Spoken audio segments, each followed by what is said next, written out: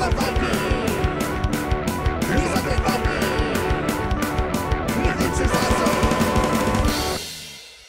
everybody, this is me, Undead Viking, and this is Dream Wars. When I got contacted about this game, I looked into it, and I knew I was going to like it.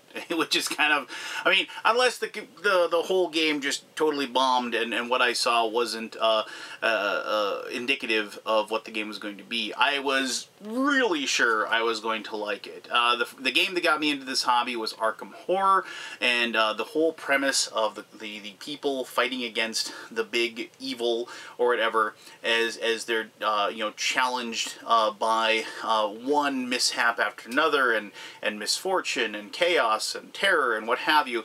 I enjoy that game. Sometimes games like Arkham Horror can get a little overloaded in a way, but I'm one who is at his best when he's got a big giant map with a ton of different figures and counters all over the place, and everybody's trying to scramble and figure out how they're going to save the world. And probably unlikely, end up failing in saving that particular world. But anyway, regardless, Dream Wars, if you've played Arkham, played Eldritch, things like that, you're going to see that in this world. I don't know for certain if the game was inspired by those games, but I would not be stunned if I found out that it was. But regardless, I'm going to show you how Dream Wars is played. It has a very, very more gradual learning slope as compared to some of the more in-depth ones, which isn't a bad thing at all. This game still maintained a very, very good sense of story and a very, very high level of tension and fun. So let me show you how Dream Wars is played, and then we'll come back here and we'll talk a little bit more about the game. Alright, so here we go. This is Dream Wars. I'm going to tell you how the game is played. Now, before I dive into that, just a couple quick things. This is a prototype I was sent, so all the stuff you see in front of you might look a lot alike when the production quality comes, but just keep that in mind that it might not be the same. And secondly, when I first undid this whole game and took a look at it, the D&D brain in my head just went, and I just started immediately stealing names and ideas and all kinds of cool little adventure possibilities as I was looking at this awesome map. I totally dug the look of this. So there you go. Take that for what you will. Alright, so this game is clearly inspired from the Arkham Horror type of world, type of co-op experience. You have heroes that are facing off against a big bad thing. But this isn't like a goo or a great old one coming to destroy the world. This is kind of like more of this, like a nemesis, as they're called. This kind of almost behind-the-scenes kind of creature. And so at the beginning of the game, or entity, or person, or what have you. So at the beginning of the game, what you'll do is you'll draw one randomly, like this guy here is Chamberlain Beogargan, the Keeper of the Deep. And depending upon him, or her, or whatever it is that you're going to be doing battle with, that will determine a lot of the different monsters that you'll be fighting, a lot of the different events that you'll be dealing with, and things like that. And you can tell because, like, here's this little symbol here, this little trident there, and then you can see like on the event deck that you use has like the same trident on there, like so. Alright, and then I'll get more into what this little card says and does here in just a second. But then you'll be choosing different heroes that you want to play, and obviously this is kind of like a steampunky thing, so you have all these different heroes, things like, this lion guy, a robot guy, a female. Like the magic isn't she's a wizard, but not really a wizard. She's like the magic here is more of like a magical song or whatever that people portray and things like that. And so you have and then on the bottom they actually kind of give you, as far as like what race they are, like Everin, and a fighter Cantor, and a Cantor is like the magic songs you sing are Cantores, and I'll explain that too here in just a second. But you can just kind of see those different things, and so each person then will get one of these sheets, and then they'll have a corresponding person starting at a location that is determined by the scenario. So how do you figure out the scenario? Well, the scenario is actually listed on the bad guy, and you can see here it is the epidemic, and so then that will be a larger portion of the game, and I'll explain that also in just a moment. But this little sheet here gives you pretty much all the things you really need to know. You'll notice that there's these little symbols down here. Those are called when the stars are right symbols. And when you pull events, and you're going to be drawing an event for every turn of the game. Events stay, technically, maybe not the effect stays in play all for 3 turns, but they stay visible in 3 turns. And you can notice there's this thing down here, and that's like a moon. And then, so you'd have this one, then the next one would be a star, and then, let's see here, if I get lucky and I get another moon. I didn't get another moon, but I should have another moon. So, like, let's say, like, you had those 3 events in a row, so to speak. You'll notice that right there in the middle is a moon, a star, and a moon. And so then the words there, if I can get them to come in focus, of course, state, all the hirelings of the lodge gain a special ability, or gain the frenzy special ability. There you go. I apologize for that. And so, and basically a frenzy means that they get to attack twice. And you might be saying, what's a hireling of a lodge? Well, you have these tokens here that have like the hirelings of the lodge and what they can do, and so like it kind of tells you how fast they can move, how many hit points they have, and what their defense rating is. The defense rating is basically their combat ability. You'll be rolling against that defense in order to avoid being hurt by them. And then on the back, they have certain things here, like it's an agile, and they have a ranged attack, so they'll actually move closer to somebody and shoot at them instead of going. And also, you'll notice that the monsters, as I said, remember they have those little symbols there, and so then you'll know that you're using them for that particular bad guy, if you will. Anyway, so that should explain that. And just, I want to talk about here quickly, let me put these event cards back. So these characters that you can play, I just want to kind of go through one of them for you. So here you have Ylor Sandor. And so here you have like this Forbidden Path, a Lullaby of Death, and the Shrieking Spear.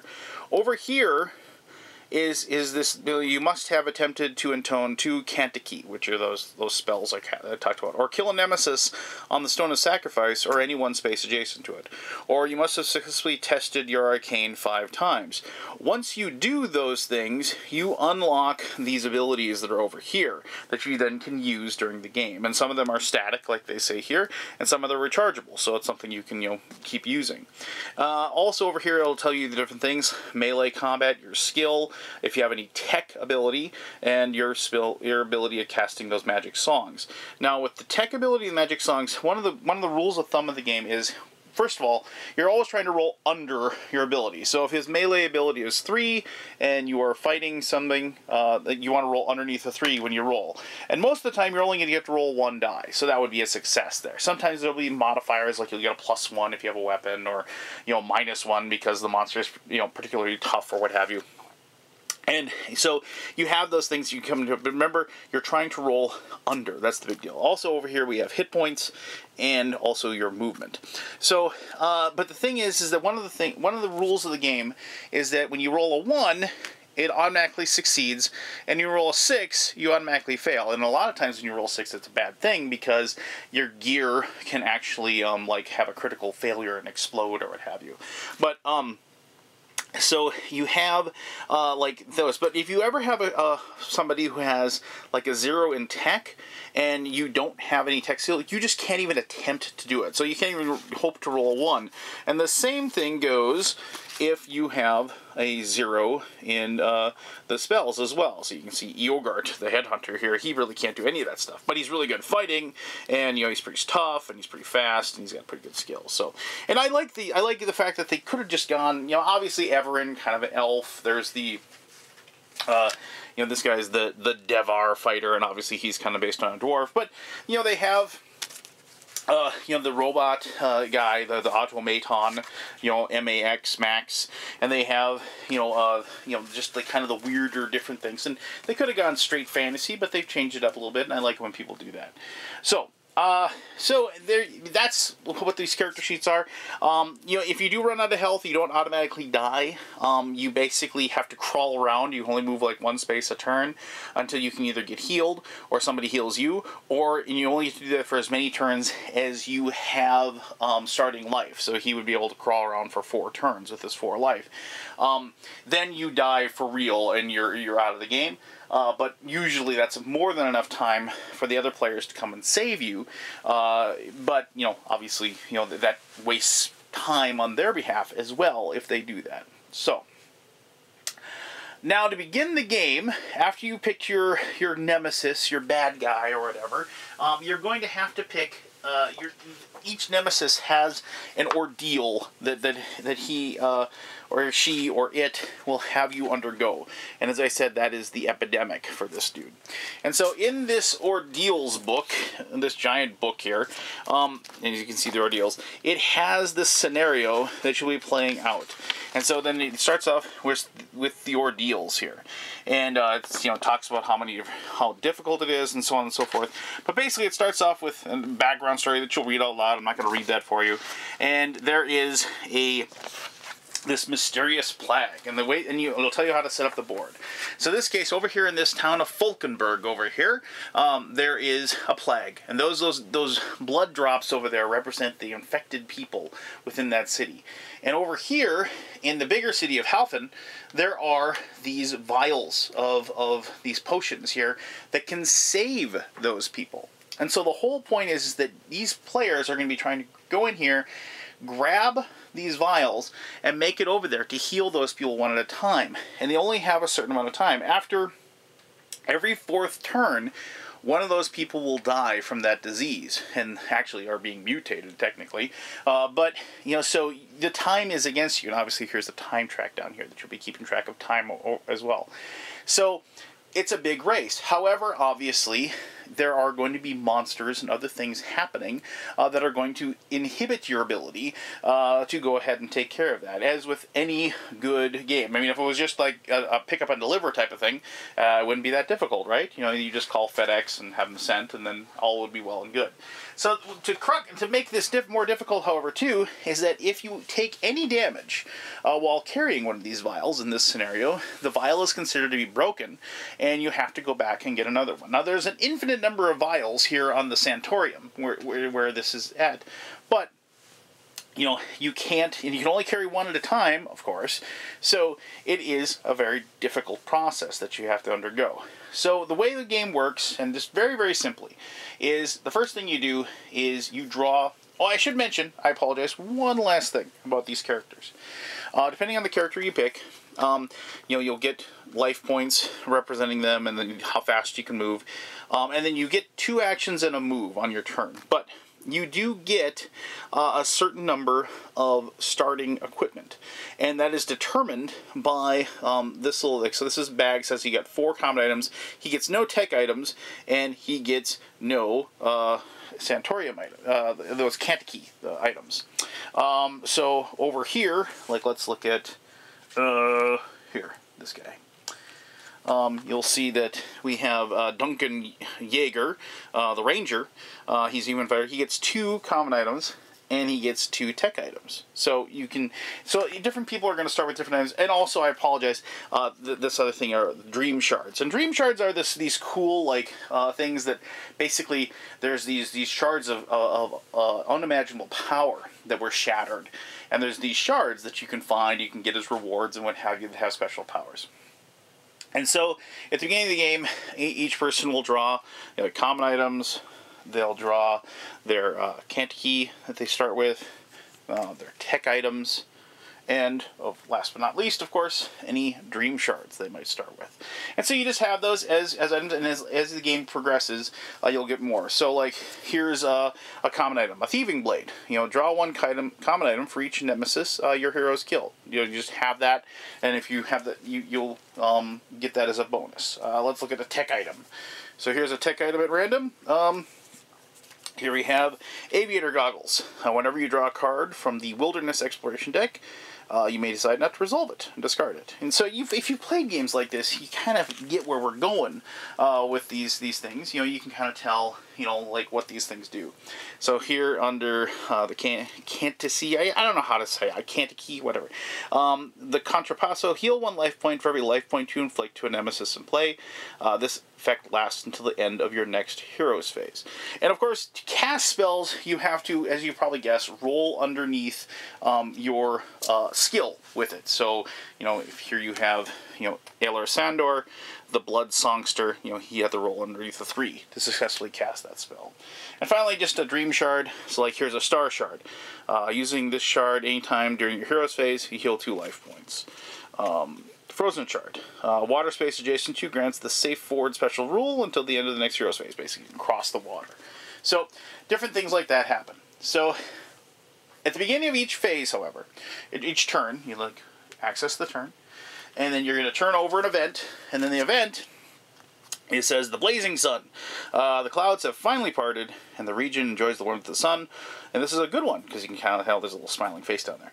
All heroes can roll any defense test failed against Nemesis with the aquatic special ability. So, but a monster is going to show up in the underground lake and the galleon. So, the underground lake is way up here, and the galleon is over there. So you randomly, you'll have, you'll have a big giant, like carton. You know, I just have one of my trays here that I keep here, and you dig in that tray, and you'll go ahead and draw. And if there's with like a 4-player game, well, depending on the number of players, will determine how many monsters you will draw for each location that's listed on that card. If you play with up to 3 players, you just draw 1 monster. If you draw at 4 to 6, you draw 2, and with 7 to 8, you will draw 3. And now these won't stay in one place either. They will chase after, and sometimes they'll have a goal depending upon the ordeal, like they have to go to a certain location. Usually they just go after the nearest, not at death's door hero. After they spawn, after all the heroes go. And the big thing is that once they're on top of a hero can't move away from them until they either kill them or they escape from them, and they will stay with them. And even if they're headed towards a special location, they will stop and fight a hero at that spot. So, drawing randomly here, let's see here. We get, for the first location, we get, we got a Hireling of the Lodge and a Cultist of the Deep for the underground lake, which we'll go ahead and put those 2 there. And then the next one,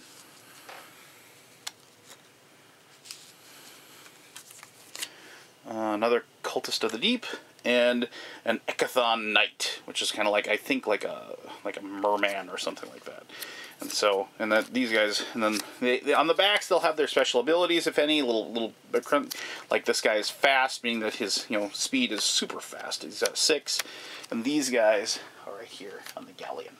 All right, so then each person, depending upon the order, each person will take their turn. They'll move. And then of course, remember, you put, that normally wouldn't be on the board, I'm just putting it there so you see it. So then the next one we draw, and so on and so forth. So if we get that stars are right, we can have a special thing happen in the conjunction with the different event cards as they get pulled. Now the only other thing, combat, I should show you a combat really quickly. So, if, let's say, Aviator Sandor was on the Whispering Wood, and he ran into this hireling of the Lodge on that same spot. They're going to fight. So, if it's a situation where they haven't been killed, and it's the end of the turn, as the player has to roll underneath the defense of that particular creature, or equal it, to avoid taking damage. So, with a 4, you just roll, and I rolled a 5. That'd be bad, obviously, because I take a point of damage in that situation. You would roll for each and every one of the creatures that you're engaged with at that location, if that was the case. So then, if there was 2 Children of the Deep, or, another Hireling of the Lodge, you roll again, and I'm rolling horribly, I get rid of this die, and then, you take 2 points of damage for that. Now, if you were in that spot and you were fighting 2 of them, and you could take 2 actions, you could take your 2 melee actions, and let's dig through here, and I'll find a good common item, maybe give him a better shot at being able to take this guy out. Alright, so for the sake of this situation, let's say we had this double axe with +2 melee on it. And so we're looking at Aviator Sandor's ability. He has a 3 melee, and so just don't have to roll a 6, and I'd be able to take one out. So So then I kill that one. If there was another one, I could take my second action to roll again, and of course. All right, so of course, they saved me. But anyway, so you get the idea. The combat isn't super complex. You are going to have some variants or whatever like that. And if he was lugging vials back, he would have taken damage, and now he'd drop those vials, and they'd shatter to the ground, and he'd have to walk all the way back to the other location. Now, the other thing is that there's lots of different locations on the board. And when you're on a location, either within the city, and you'll see that you probably might see this with these little magnifying glasses, and then on these locations on the board, there are these places that have these little compasses actions. When you're on those, at the end of a turn, and you're still on those spot, you have to. You can't not do it. You have to draw either a City Intrigue card, or you have to draw an Outland Mysteries card. And then depending upon it, you turn the card over, and then you have a situation where it says Traveling Circus. And I'm not going to go through this, but the big thing is that it says Test Your Fate, too. Now, Fate is a random thing. It depends, since it is whimsical, it's luck. Fate is completely random as far as the turn that it happens to be and it'll tell you exactly what you need. Fate isn't a stat that you will keep on your character. So in this case, the Fate is 2, and that's what you have to beat. Now, as kind of like an add-on to this, you'll notice that here it says the Nemesis limit. Every Fate test suffers a -1 modifier if you've met your Nemesis limit. You can fill the board with too many bad guys, in which case you won't spawn anymore at that point. The Nemesis limit is dependent upon the different ordeal you're going through. In this case, in this particular ordeal, it is 5 plus the number of players. So we have 3 players, so 8. So if there's 8 people out there, every Fate test will suffer a -1 modifier. So you'd have to -1, and you'd have just a less of a chance of succeeding. So you'd roll against Fate, you'd hope for the best. If that wasn't the case, the Fate test of 2, you succeed. And so just quickly, it says in the whereabouts of a small country village, a traveling circus has settled down, and basically your eyes, it's like the flyers promise a mesmerizing display of beasts, acrobats, rare creatures, and music and exotic dances. However, there is something strange in the way all these people look at the tent. Their eyes shine with an unsettling light, and their movements look almost mechanical, like maybe it's just your imagination. If you succeed, you feel so disturbed you leave the place immediately.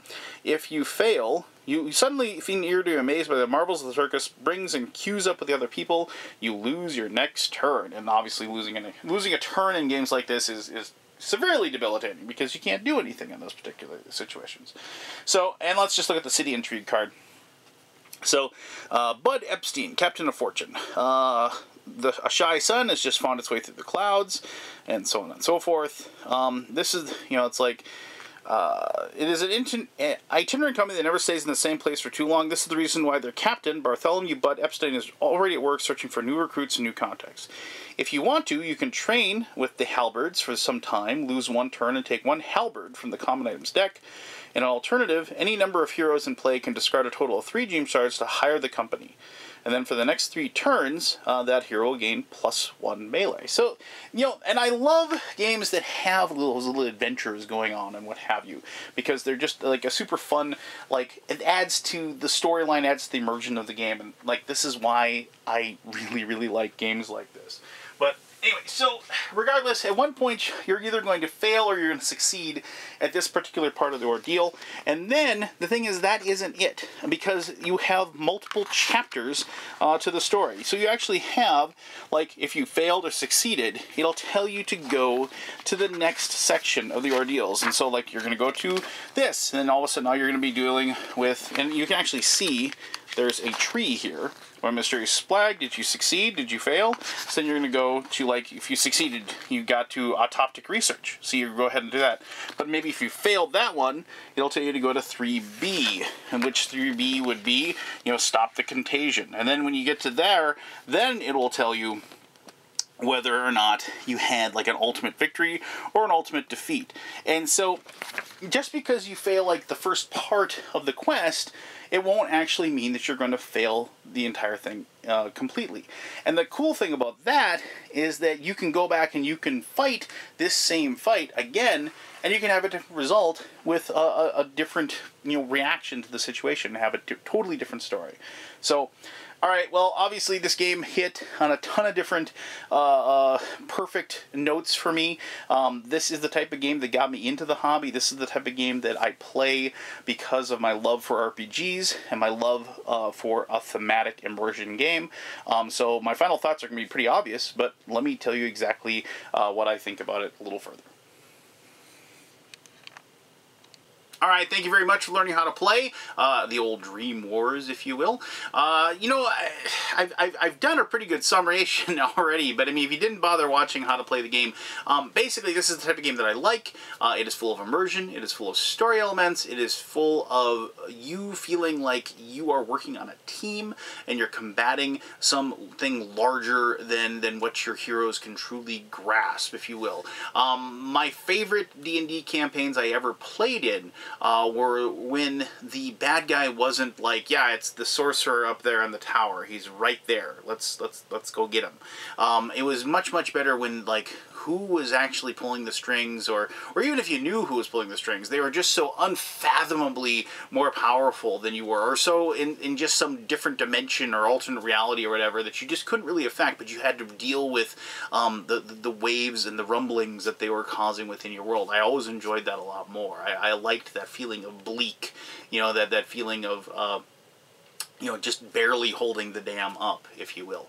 So when I played this game, and I, you know, and because I said it's like indicative of other games I played that I knew I enjoyed, I knew that I was going to have fun with this one. And games like this, I think they have to have a really good balance of mechanisms that aren't too difficult to understand, but also like keep the game world alive, if you will. I mean, keep it feeling like it's a living, breathing thing. Like you're watching, you know, like in the opening scenario, you're watching that city, you know, slowly get drained of its life as these mutated you know, people that have been, you know, given this disease by this creature from the deep, you know, are slowly being turned into something that is not human, and you're racing against time, and these creatures are you know, are spawning and attacking you from all sides and trying to, you know, stop you from doing good, if you will.